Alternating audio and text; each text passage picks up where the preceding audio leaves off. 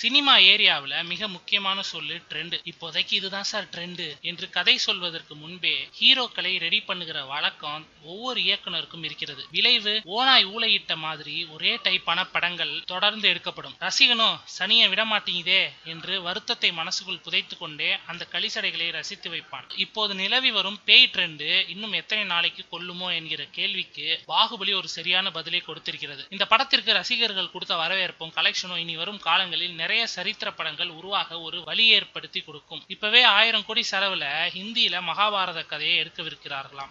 300 கோடி செலவில் சங்கமித்ரா என்ற படத்தை உருவாக்கி இருக்கிறது தேனாண்டால் பிலிம்ஸ். நல்ல விஷயம். இந்த ட்ரெண்ட் அழுக்கும் வரை அதை வரவேற்று விட வேண்டியதுதான். சரி, மேட்ருக்கு வருவோம். பாகுபலி 2வின் முதல் நாள் கலெக்ஷன் எவ்வளவு என்று கணக்கு பார்க்க துடியாய் துடித்த நெஞ்சங்களுக்கு வாயை பிளக்கிற மாதிரி செய்திகள் வந்த வண்ணம் இருக்கின்றன. உலகம் முழுக்க ஒரே நாளில் 100 கோடி ரூபாய் வசூலை அள்ளி இருக்கிறது பாகுபலி 2. இதில் சென்னை வசூல் எவ்வளவு அப்படின்னு பாத்தீங்கன்னா, முதல் நாளில் சென்னையில் மட்டும் 91.4 லட்சம் ரூபாய் வசூல் செய்திருக்கிறதாம். இங்குதான் விஜய் ரசிகர்கள் என்ஜாயோ என்ஜாய். இந்த அமௌண்ட் சென்ற வருடம் வெளியான தெரி படத்தின் முதல் நாள் வசூலை விட 10 லட்சம் குறைவு என்கிறார்கள். அதாடி, ராஜமௌலியையே கதற விட்டுட்டாரே விஜய். தளபதி தான்ப்பா.